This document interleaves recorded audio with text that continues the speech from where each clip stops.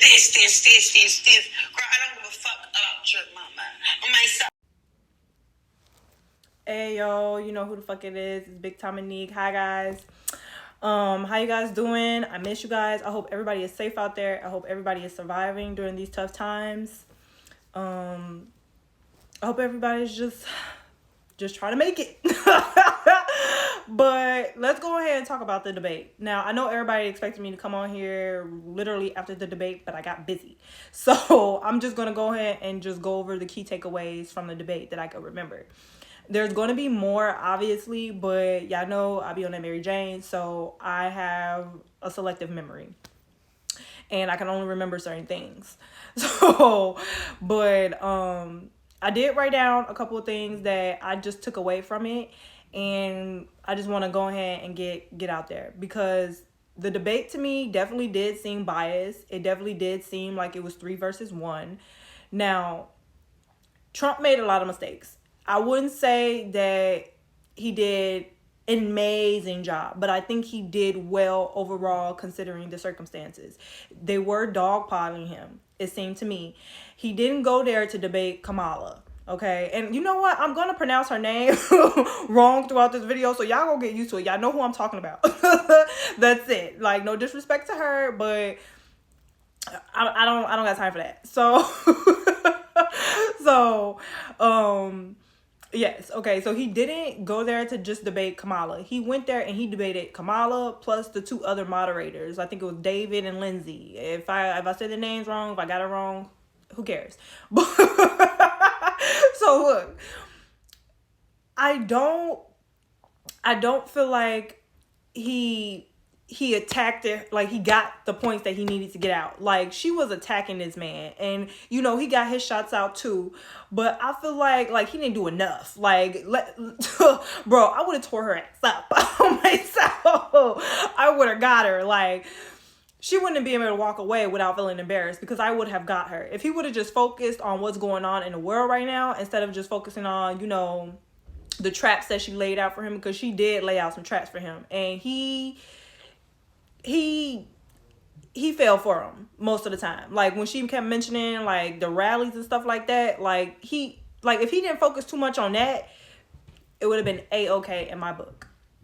But don't quote me on this, y'all. There's rumors going around that Kamala is really tight with the head of ABC. Now, the head of the ABC introduced her to Doug.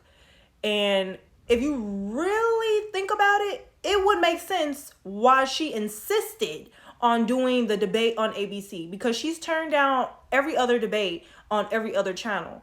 Like, why do that? Why go on a channel where you know that you're really, like, you're have a working relationship with, like, basically have a friend, you know? Like, why go on that channel specifically when you turn out every other channel? It's giving fishy. It's giving suspicious on myself. Like, it's a no for me. Now, I say it was 3 versus 1 because literally the 2 moderators, they kept fact checking Trump.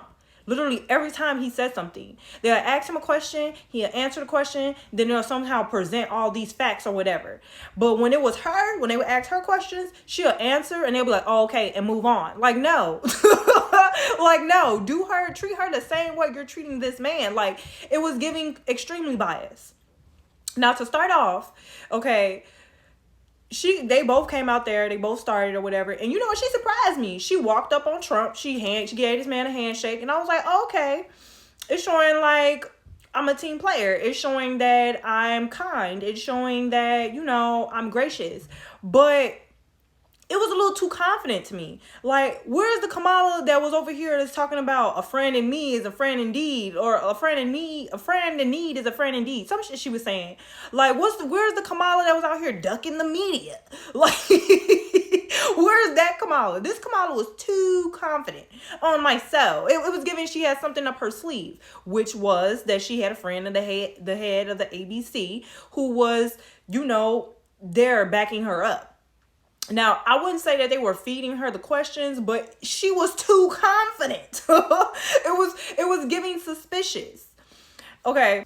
Now, if anybody that knows me, like as far as like social media for real, I do not, I do not argue with people. Like especially when they try to argue with me about my political views, they're like, I'll just be like, okay, that's your opinion, because I refuse to argue with ignorant, slow people. I'm too pretty for that. I'm not going to waste my breath. You feel how you feel, stay that way, stay ignorant. I'm not going to argue with you. But in this case, I would have chewed her up and not spit her out because let me tell you something. When she sit over there and she was like, she made this whole little, what's that crap called?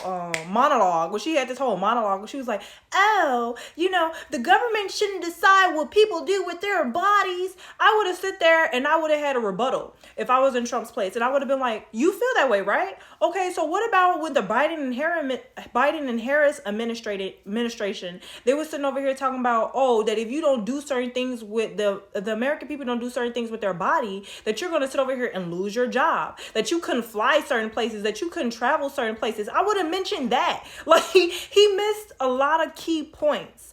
Overall, Trump did a good job. He held his own. It was literally 3 versus 1. But I'm saying it was some areas where he let her go too easily. I know it would have been too easy for me to chew up. Just stay focused on what's happening right now. Now, he did mention the foreign policies. He mentioned immigration. He mentioned all the things that needed to be said in certain cases, right?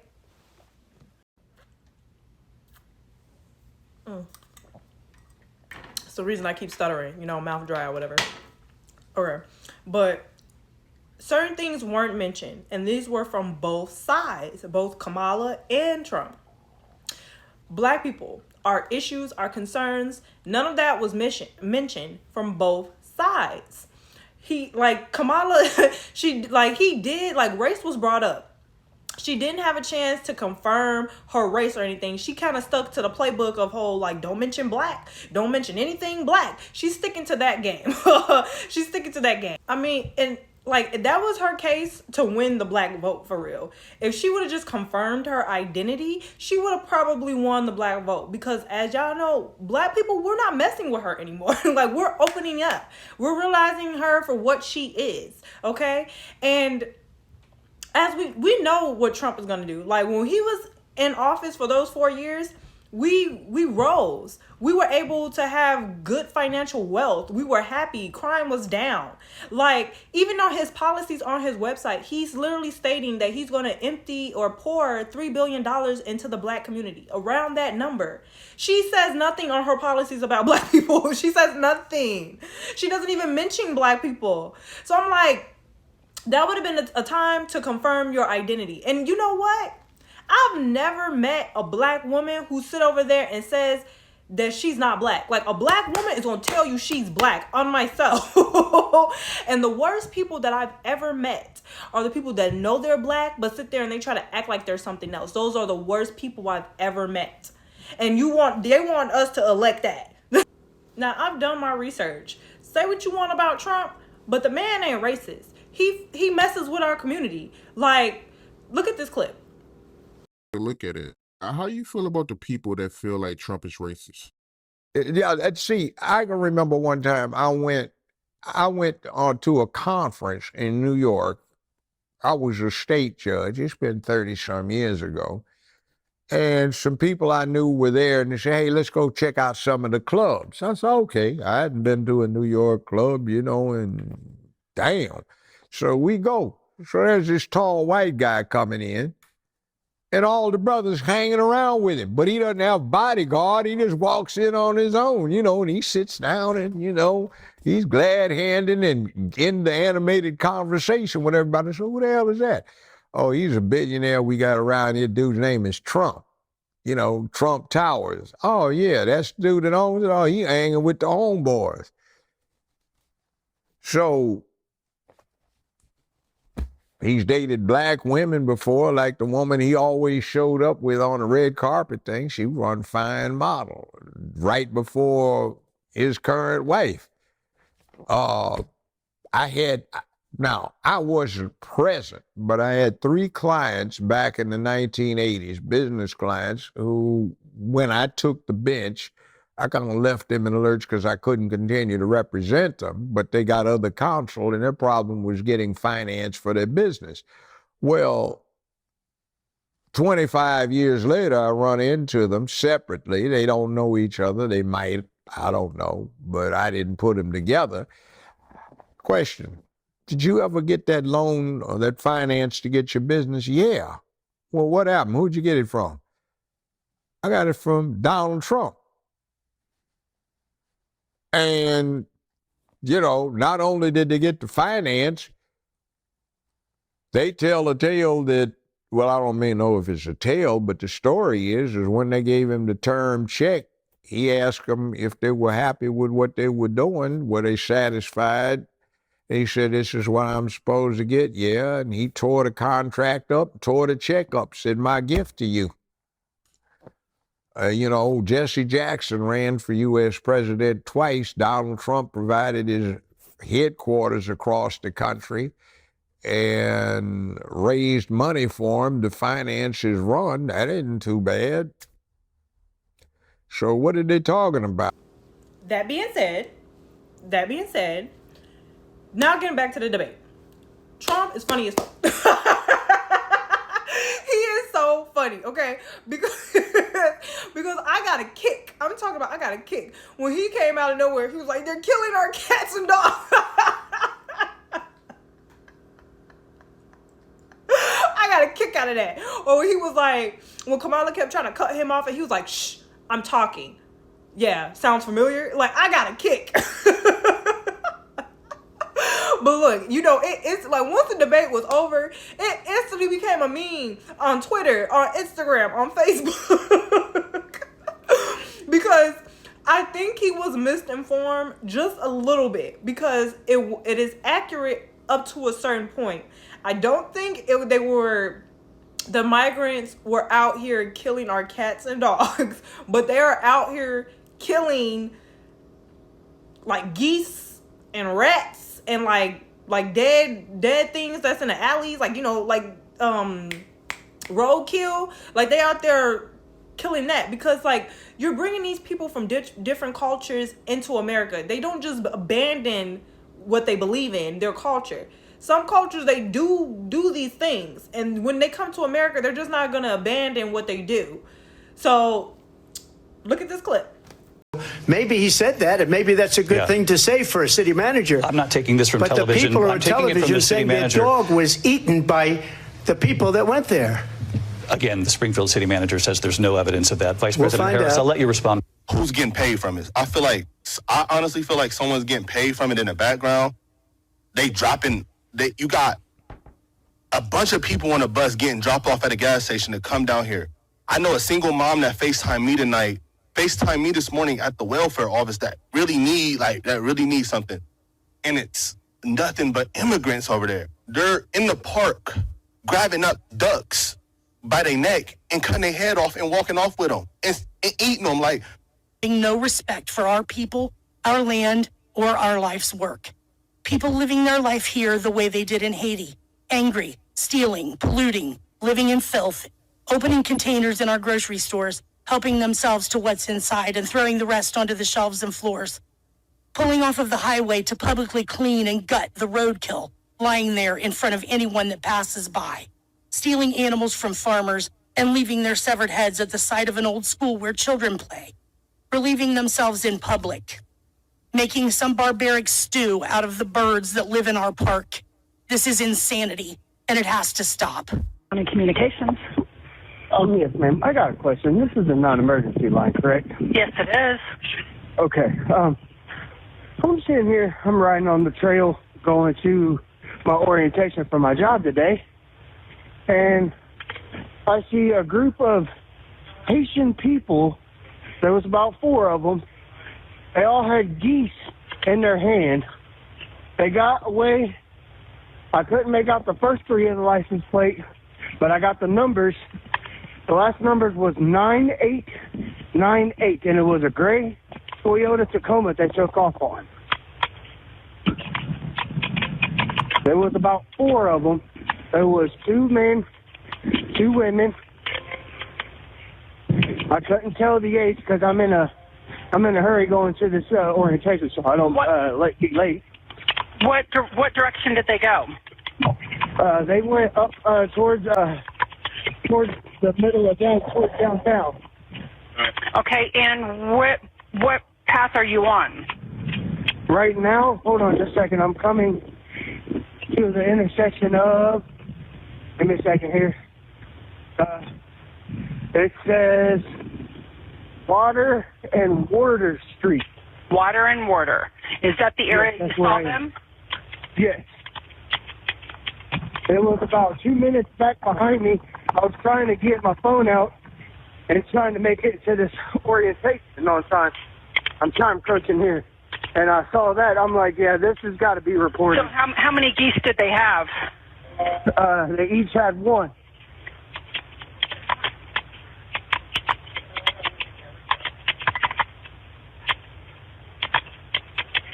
Now, the Toyota Tacoma did look like a newer model. And what's your name, sir? My name is... It's hot out here today. I'm sorry, what's your last name again? Your phone number is... Now, on a serious note, we need to be careful when it comes to this, because the migrants are out here killing things that's not sitting in grocery stores, that's not meant to be edible. And you know, those type of bacterias and stuff like that, they can possibly cause viruses. Like they could be out here getting people sick. Like there could be a new epidemic. Like we really need to be careful about this. And this is not to be taken lightly. Like this is something that's serious. That's something that needs to be considered. Like she is literally just letting in random people. She's not vet checking them. Like they're coming from mental institutions, criminal organizations. Like Trump said, and this is a known fact. The crime around the world has gone down from the places that these people have coming from. And then in America has gone up 10 times. Like in Chicago, every night I go to sleep, I hear helicopters. Like, I'm not even gonna lie to y'all. I got road rage like a mother. Like I drive recklessly. I drive recklessly. And I used to be very careful, you know, watching out for cops, you know, trying to pull me over and stuff like that.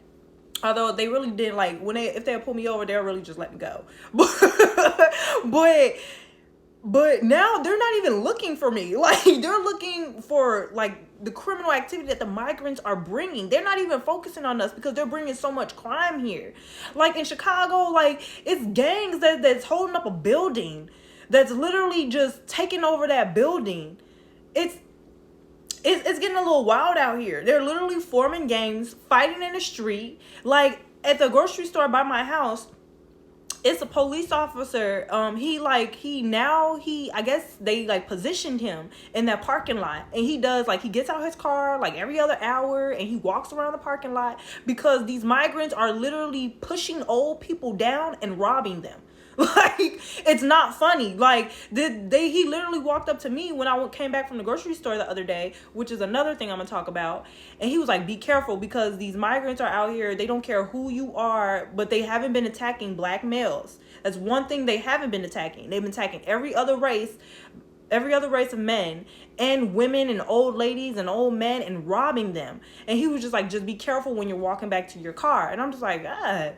Like they gonna have to get up with me and myself, but this is something that is alarming. It's getting a little bit out of control here in Chicago. It really is. And like this is my home. And let's be honest, if we go any other place, we're probably gonna get treated worse. Let's be honest. It's better to fix what we have in our home before we even try to branch out and go any other place. But I do recommend anybody to get a passport. Get a passport just in case, because you need to be ready to up and leave at any time. But back to what I was saying, like, as far as, like, the issues that we have in Chicago. Guys, I went to the grocery store. I bought a pack of strawberries, a loaf of bread, some chicken wings, some ground beef, some steak, and, I think it was, like, 2 avocados. Y'all, I spent $80. $80 on that little stuff. I'm tired of going to the grocery store and I'm spending $80 to $100 on like 5 items. It's getting ridiculous. Now there's a hiring freeze. Like they're not even hiring in Chicago. Like it's getting crazy. And it's all because of Kamala and the Biden and Harris administration. It's all because of them. Now, getting back to the debate, every time Trump will call her out on her BS of everything that she's done to this country, how her and Biden have literally dragged it into hell, she's over here just steady calling him a liar. Oh, you're lying. Oh, you're lying. No, you're lying. He's not lying about everything, babe. Like, he's not. Like, that's literally what she does, because she is ruining our country. And that's all she kept saying was that he was a liar. He was a liar. He was a liar. And they weren't fact checking her on the, like, okay. So Trump called her out and was like, oh, she's trying to take away our guns. Like, she's trying to take away our guns and, leave us out here defenseless. She sat up there and lied and was like, oh, me and Mr. Wallace, or Waltz, whatever that dude name is, we over here are both gun owners. We will never do that. Look at this clip. I'll get to that, Lindsay. I just need to respond to a previous point that the former president has made. I've made very clear my position on fracking. And then this business about taking everyone's guns away. Tim Walz and I are both gun owners. We're not taking anybody's guns away. So stop with the continuous lying about this stuff. We want to ban assault weapons, and they want to ban books. We need an assault weapons ban. These are reasonable things to do. We need an assault weapons ban. Let us finally pass an assault weapons ban. We need an assault weapons ban. I do believe that we need to do buyback. I'm prepared to take executive action and put in place a ban on the importation of assault weapons into our country. Well, there are approximately 5 million, to your point, Craig. We have to have a buyback program, and I support a mandatory buyback program. I support buybacks. How mandatory is your gun buyback program? It's mandatory. And together, when we win in November, we are finally going to pass universal background checks, red flag laws, and an assault weapons ban. We'll finally pass red flag laws, universal background checks, and an assault weapons ban. We'll finally pass universal background checks, red flag laws, and an assault weapons ban. Like, that is who's still running against Trump. That is who is being considered as a candidate for the president of the United States. She is an embarrassment. Respectfully, she's not intelligent. On myself, bro. And then she's sitting over here talking about, let's have a clean debate, let's do this and that. But then she started calling Trump all these names, calling him disgusting, saying that he's an embarrassment, all these things like that. And if I was Trump, okay, you want to sit there, you want to go low, I'm going to go to hell. I would have brought up Willie Brown. Okay, you sitting over here having an affair with a married man. That's the reason why you got the job as a Senate in the first place. Come on now. Bro. It's mainly I get so disgusted when I see my own black people steady about to crash out about this. It doesn't make sense. She does not care about us. And y'all just steady defending her. Why? Because y'all don't like Trump. Because he doesn't have a filter. He says the things that need to be said, but he just doesn't say it in a clean, polished way with a bow on top. He shouldn't have to. Come on now. The truth is uncomfortable. You got to accept it. Swallow it hard like it's a pill and relax and calm down. Y'all sit over here and finna elect someone that is the black people's demise because you're just so And then it's every time you try to educate a black man or a black woman, they sit over here, oh, what about the education? What about Medicare? Project 2025. He literally said that the Project 2025 has nothing to do with him. Bam. Okay, Medicare. He says that he rather helps build up and make better Obamacare. Bam. Okay, the education system. He's donating millions, if not thousands of dollars to HBCUs. Bam. He literally cares about the education. Y'all have nothing. Y'all are listening to propaganda. Get up out of it. Pull your head out of your and think. Literally think. Y'all elect this woman. We're going back thousands of years. I'll see if you're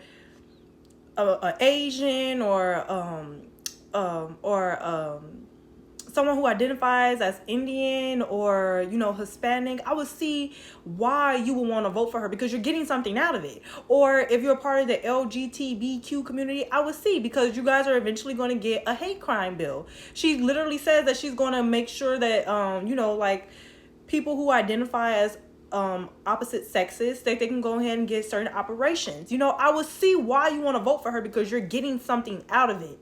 But if you are black and you are voting for her, it makes no sense. It makes no sense. Like,